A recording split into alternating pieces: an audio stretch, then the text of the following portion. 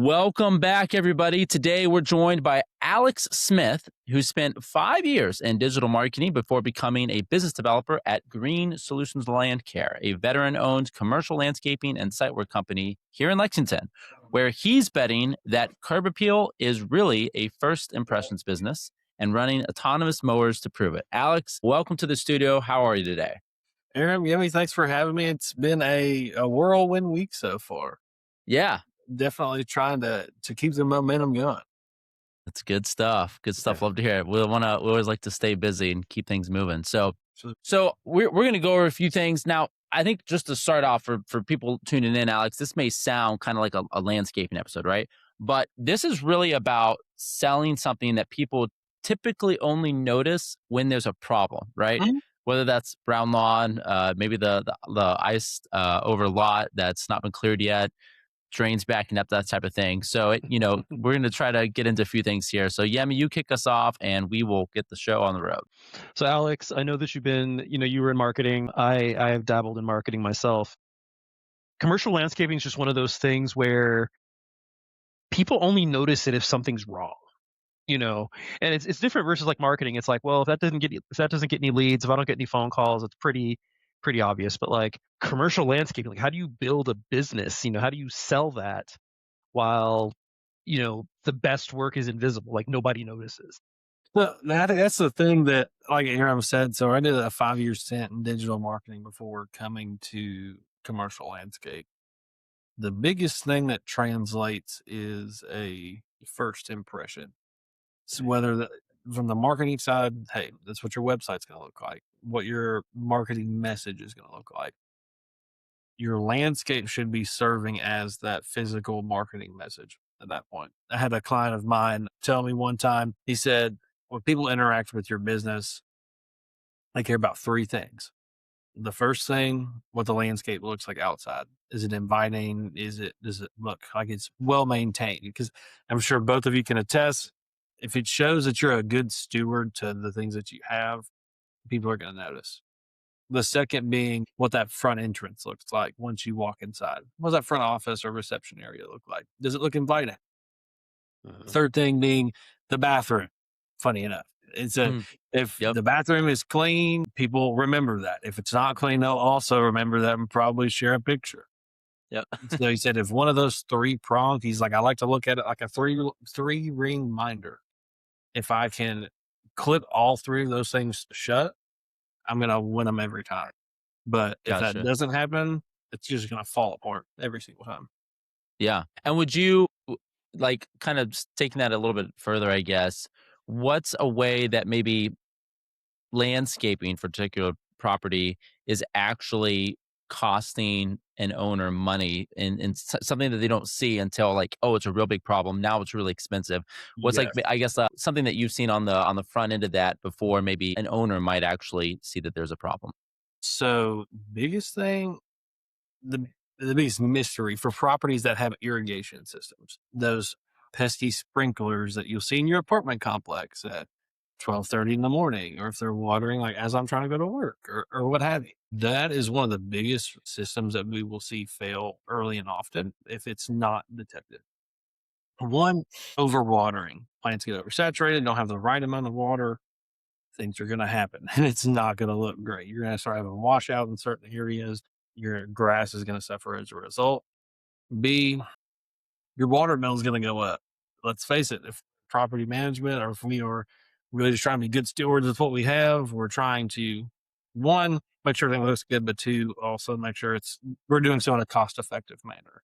Like if we can do it correctly, but in a way to where we're not breaking the bank as a result, that's going to be Yeah, that makes sense. So I'm sorry, I'm kind of looping a little bit here. You actually said something. Yemi was asking you about kind of your background in marketing, coming over to this, and I want to ask another question on that too. I was thinking of. I see digital marketing. I mean, I'm sure you've got face to face work in digital marketing as well, but a lot of that, like he talked about, it's optimizing for conversions. It's optimizing for things that are totally digital, whereas this is built largely on handshakes, walking a site, signing a multi-year relationship, that type of thing. Are there any marketing instincts that you had previously that actually worked against you as you were transitioning into this role of business development, which is very face to face, very human interaction? Did you have to tweak some things in your approach for based on how you used to build a business to what you're doing now? Lucked out because I was able to I did business development from a marketing perspective. So I was used to getting out and still going to see people Okay. because on the digital marketing side, sometimes your byproduct is intangible. If you're selling something like Yeah. SEO, like if you don't have a tangible way to present that to somebody, they're not going to believe that you're doing your work. Yeah. Yeah. It's Sure. one of those things. That's But fair. then with landscaping, I've had to be a lot more, hey, here's the tangible result of what comes across, not necessarily having to pitch it from the intangible term. Yeah. Like along that line, like from tangible to intangible, is that would that be an issue that you think landscaping has in terms of an image problem? Are there image problems in your mind that landscaping has inherently, like just with the marketing background, I'm asking a lot Right. of marketing, I guess, questions. So I'm just Yeah. curious, like when you came into, did you see that as a potential image problem, or were there other image problems? Or are there like basically is that just a moot point altogether? The biggest, I think, image thing that the landscape industry sees is we sometimes see it just go race to the bottom. And I think we see quality work Hmm. sacrifice as a result. And then the second layer of that is the influx of private equity that has entered the landscape market, Okay. which I could do a whole other episode on Yeah. because it can be seen in two different ways. It can be seen as a way, to, of course, to grow a business from institutional capital and to the byproducts of what happens when that influx of capital happens. In our market specifically, we've seen a few out of town players come in and invest in some local businesses, some businesses that have been in Central Kentucky for a while.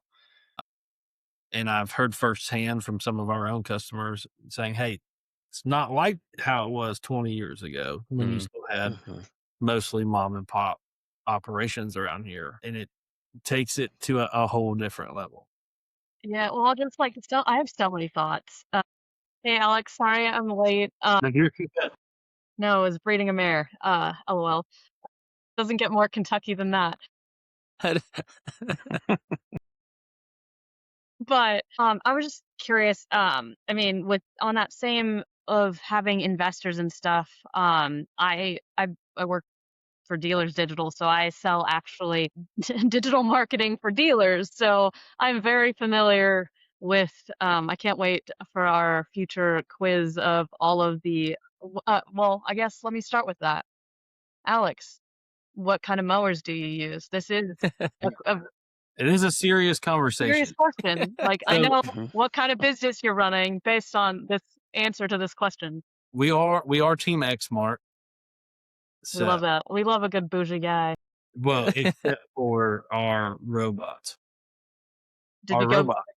We did not pick up the robots from Exmark. We were running Scythe Robotics for our. Mm.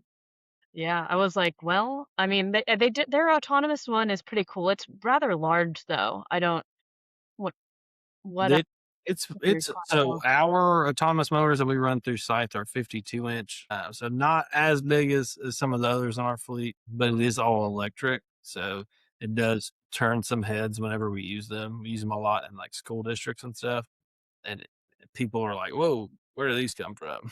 Are they coming to take my job?" do you believe that they are taking jobs or how that helped your business? It has Good question. it has sped up our operation.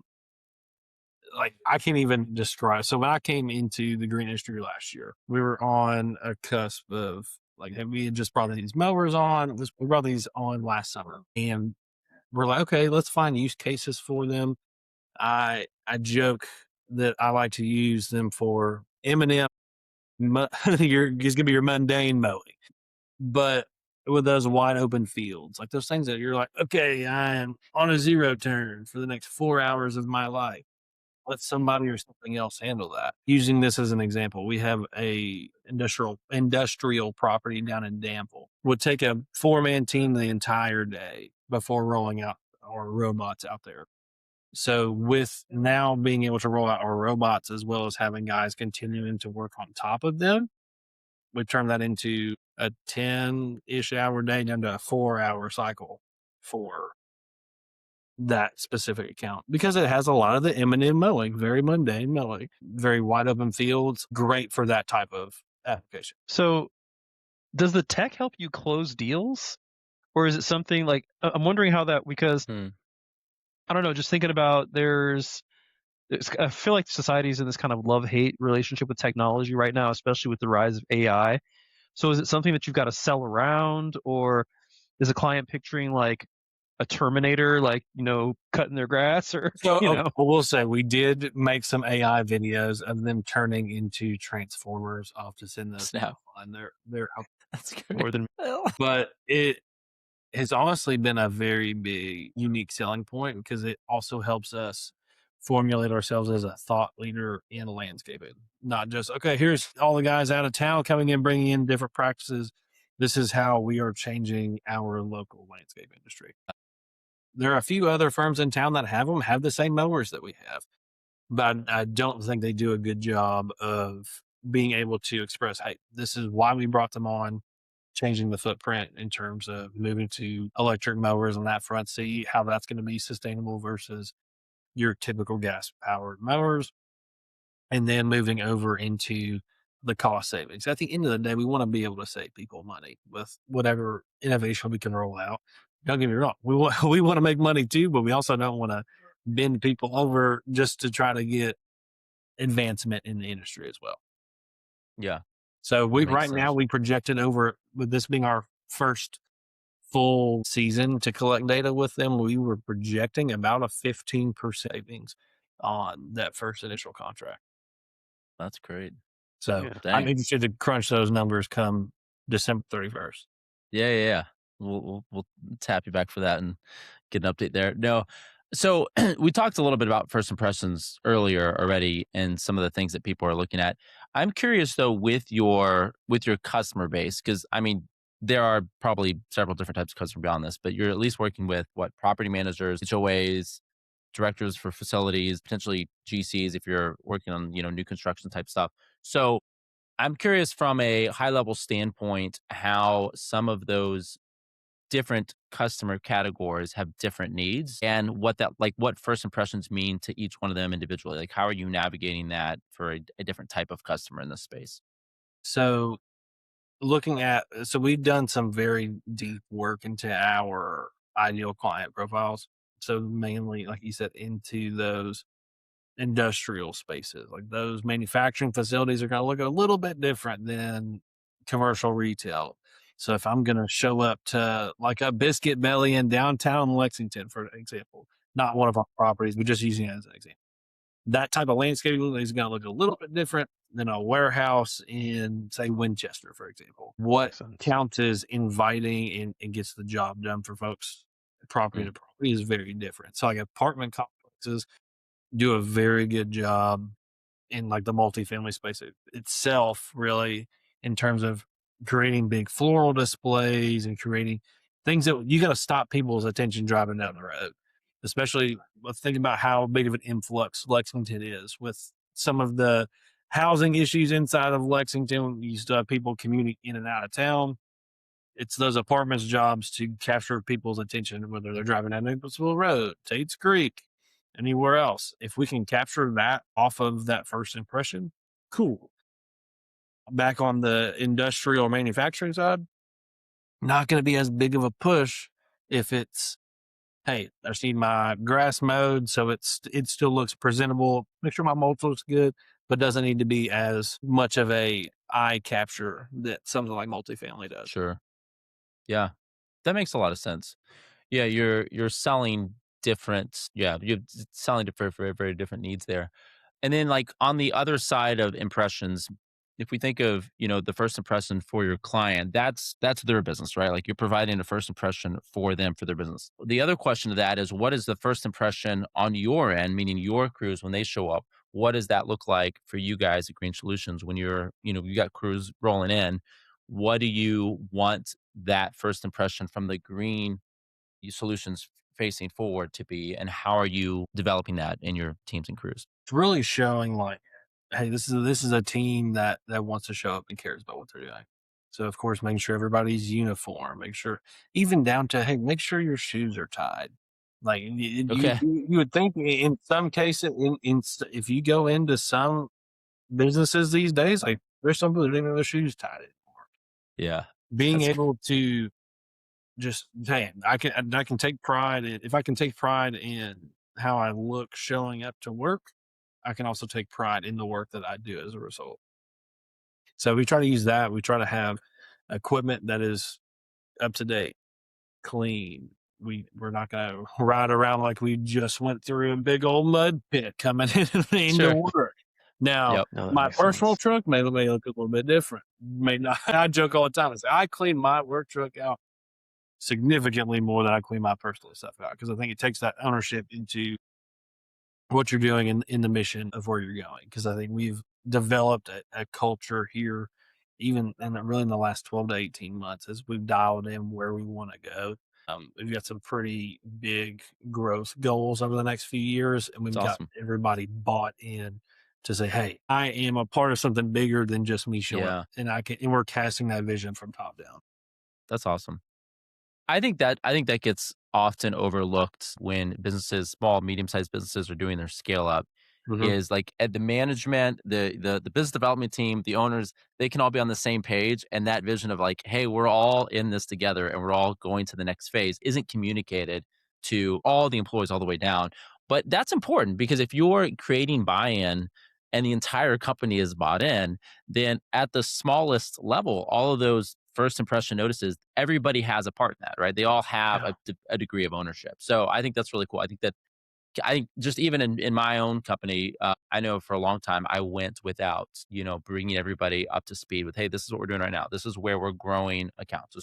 These are regions that we're trying to get into, because I knew it, and like maybe the sales team knew it, right? But And it then you means a lot if everybody does. Yeah. where everybody knows where we're going, where we're heading. I had one of our crew leads shoot me a text yesterday. He's like, "Hey," it's like, just in conversation, I have a lead for you as a result of conversations that I have and about the buy-in that I have, and still trying to, because there's some people that when you can tell when you don't like what you did. If I come Mm, Mhm. hmm. plain first off, or if I come home excited about what I'm talking about. Of course, there are days where everybody can be up and down, but if you have an overall positive approach about the work you're doing, it shows in your everyday conversation. So to have crew leaders out there that are having those conversations off the clock and still thinking about, hey, how can I continue to help grow my company? It's cool to see. So Alex, so my son does. One of my sons does landscaping. He's in the Dallas Fort Worth area, Yeah. and they get the extreme heat because it's Texas. But sometimes North Texas might get some snow, but it's not as frequently as what we would get up here, well over here. So with the business that has like a seasonal whiplash like that, like you've got in the spring, the flowers and making sure the color is good, and then summer you're dealing with the growth, and then snow and ice management in the winter. Like, how are you running a company whose the entire job description changes 4 times a year, basically? Like, how does that work? Yeah, it is it's a significant shift. That's for sure. So typically about November is when mowing wraps up, and all of our guys know, hey, we're transitioning to snow and ice management for the winter time. And then that also gives us time to do some of those more mundane projects, super big cutback projects that people don't want to do mid season. So a lot of times we'll pick up properties and they'll have shrubs that are 12 feet tall that should really only be like 6 to 8 feet tall. You don't want to chop the top out of them mid season because it's just going to look like it's dead. But if we chop it off during the wintertime when it's dormant like that, promotes better growth when we come back in the spring. So we also try to offer some of those to our clients in terms of projects like that. Cut them a bit of a break in terms of the investment, because one, we'd like to support local guys here that year round. If we can keep guys busy through the winter, that helps us stay busy. So that Mm, helps us feed back into it. But on the snow and ice management side, we really see it as an extension of our landscape maintenance versus its own revenue stream. Now, we have some clients that only partner with us on snow because they don't have their own snow plow, but they have their own mower. So you'll sometimes see this in churches or things like that, where you'll have a maintenance person that handles that as part of their day-to-day workflow. But for us, if we can be a extension of our maintenance program versus head first into snow, completely different. Because I joke, I have my top 100 landscape companies on the wall. If you look at the top 10 of those, probably 8 to 10 of them do 25 to 40% of their book of work is in snow and ice management. And that's with, like you said, being in the Northeast, New England area, being able to, I guess, hone in on that more so, because we're not going to be pushing snow until March or April like some of these people up north. We're going to be manageable into February, March. So, like you said, just making sure that we keep it as an extension rather than a focus. One thing that, I mean, we've been talking about first impressions, and Green Solutions is veteran owned. And so with that, there's a standard of excellence. There's a standard of, we perform this, we do the job right the first time. Just my stepdad, is a Navy veteran. And I just know how it is. Like the standards are exacting. And, Aram, you didn't serve, but you have exacting standards in your company. So how does this show up in the culture of Green Solutions, the standards, the way that the crews run, versus just like, hey, we're veteran owned, like, because it's cool to say it's a marketing tag, like, hey, we do this. How does it trickle down? Yeah. Biggest thing really is attention to detail. There is that level of military precision that I feel like you can only understand if you either, like you mentioned, growing up in a military household or were in service yourself. I grew up in a military household as well. So it's like, okay, I understand that logic into everything needs to be this way to operate efficiently. And then also from a logistics standpoint, if you take somebody that is like myself, I grew up in a transportation household on top of being in a former military household. So like my brain works as a map. But if you take somebody that has never touched a map, or like, because our production manager, Nate, is a rock star when it comes to making sure guys go where they need to go, when they need to be there, but also like making sure it all flows. So it's like, hey, I'm not going to have a property in Danville, but I'm not going to send them to Winchester next without hitting everything in between in that single stretch. So having that level of both precision leads to efficiency at that point, because you're going to have all these different things being to a T. It's going to allow me to do things a bit faster and expedient on the back end and do it correctly. You piqued my interest earlier when you made a comment about private equity, and so I'm kind of wanting to circle back. I know, like I said, we can do a whole big session on that, but I am a little curious to hear a bit more on some of the effects there, specifically because, like, when like if you think of like software, your big, huge venture capitalist firms, they have to be involved at some stage because there's just numbers of cash that's involved for something at a national or global scale, right? So it's interesting when private equity, large money gets involved in more localized operations like that, because it does kind of muddy the waters a little bit. It's like, all right, what are we like?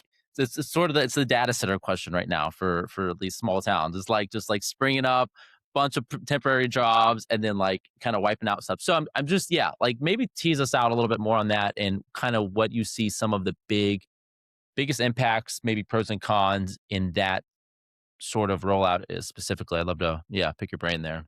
So, like you said, venture capital, private equity can be a good thing when done correctly. If you're looking at it from the lens of, I can take my company from 7 figures to 9 figures or 10 figures, wherever it goes.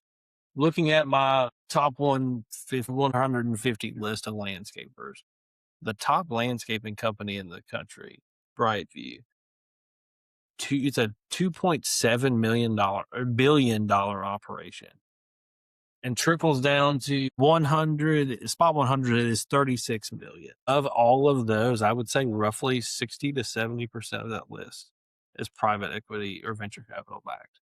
Interesting. And Wow. it gets to be very cutthroat when that happens. And what will happen is they will finish a round of funding and they'll complete their funding plan. Like, hey, I reached this goal in X amount of time. Say if my goal was $50 million. I then move up at levels of funding to a new funding partner, and the cycle just continues as you continue to grow. The biggest thing that we find happens on the local level is the loss of that relationship. So senior leadership, very prominent, very out in the community, out in your client base, becomes a bit more detached. Don't become as recognizable anymore. So I think one thing we pride ourselves on is our owner is able to get to all of our properties, and you can still have direct access to him because he takes a lot of pride in, one, the name on the door, and two, the people behind it. We lose sight of that. You see that move into, it's really the branch manager owning the branch. That's who people will see, or their sales rep, versus, hey, I know the owner, or I know who my contact is. I had that localized connection. And I joke all the time. People love bills. People hate bills. If I give you a bill and it's something we need to talk about, hey, I can come to your door. You don't have to deal with an accounts receivable department in Dallas, Texas, for example, or in Birmingham, Alabama. It is right in the heart of central Kentucky, dealing with other Kentuckians. And I think it's one thing that, like you mentioned, Aram, it gets to the point, like, as you continue to get to be bigger and bigger, people don't want to feel like they're a little fish in your big pond. They want to feel like they're a part of something. So if we can continue to grow and let them feel like they're a part of something with partnering with us, that means more than just about anything. Good stuff. Yeah, it is. Yeah, I mean, I definitely will say we feel that on the dealership side as well. It's like they want to work with people. If I have dealers that literally only pay in cash because Bardstown, Kentucky, man. But like, That tracks. and that being said, with all of like the technology improvements and we spoke about, where do you see the industry heading, Alex? We've done a lot of positioning ourselves, like I mentioned earlier, in that thought leadership seat. We've been expanding into more events for our ideal client and networking partners just to help position ourselves like, hey, this is where we see our industry going. On the mowing side, folks are definitely moving into more electric equipment. We're moving away from the gas powered equipment. We're seeing, it's weird because I'm seeing it get pulled off in California and like Pennsylvania to start. And it's like, okay, here's where all the restrictions are coming. It's only a matter of time before they meet in the middle and everybody's going to have some sort of restriction. So that's where we saw some of that early adoption on the electric mower side. Do you have battery powered handhelds as well? We haven't gone battery powered handhelds just yet. We're looking at it, but from the infrastructure side, in terms of, we've tried to forecast a couple of different options, whether that's generators living on trailers, things like that. But that is part of that next phase of where we want to go in terms of, hey, how can we continue to dial this in even further? I mean, if we can save on fuel costs, that's going to be impeccable for all the handhelds that we use between trimmers, blowers, Yeah. and the nines. Makes sense. Yeah. But we'll see that. I just made a topic about this the other day, irrigation. I think we're going to see a lot of AI advancements in irrigation in terms of, hey, I can have Claude co-work. Look at my irrigation schedule over the last 12 months. Like, hey, when have I watered the most? And when is it watered? When it rained? Some of that gets pushed to the side with weather towers, things like that. But it's like, hey, when can I dial this in for something that a model can see in a fraction of the time that I can see it? I think we're going to see some of that. And the same thing with snow. I think we're going to see, I've seen some folks start picking up weighted, or I guess really just weights for their trucks. So they can see, hey, this is exactly how much I am using on. We can be even more efficient with our materials and then when we end up billing our customers as well. Because like I said, we want to make sure that we're taking care of them, but also not overcharging them. So I think we're going to see a lot more advancements that way in terms of just dialing it even further. Interesting. What's maybe something you can leave with people, property managers, people that you speak to all the time? It's like, hey, this is something you notice a lot of times it gets missed. You'd be like, just this is something you should look for right out of the gate. I'm at your properties all the time. I see it, and you guys, this is like just a high level, easy take. Yeah. I think really the biggest thing to look for, and when you can tell people care, what does your gap look like between your sidewalk and your turf? Is there a big old trench next to your sidewalk where your landscape provider has taken a weed eater and walked down that same sidewalk for 15 years? There's created trenches and creating trip hazards, things like that. That's the first thing that sticks out to me that every property I go to. As also a guy who chronically rolls his ankles. Like I've got to be able to help show that safely. And you find that a lot in like medical and senior living and things like that, and places that are very attuned to that. But you can also carry that around to, hey, my 4-year-old son is coming to town this weekend. Let me do this. And not that I have a 4-year-old son, but just like you said, if we're ensuring safety for all, we can see it from that standpoint as well. So that's the first thing that always jumps out to me if I'm going to a property for the first time, and I'm always curious if folks pick it out from a property man stuff. Well, Alex, it has been awesome having you. You know, it's landscaping is one of those things where it's like, I mean, my allergies would have me in the hospital, so I avoid doing that as much as possible.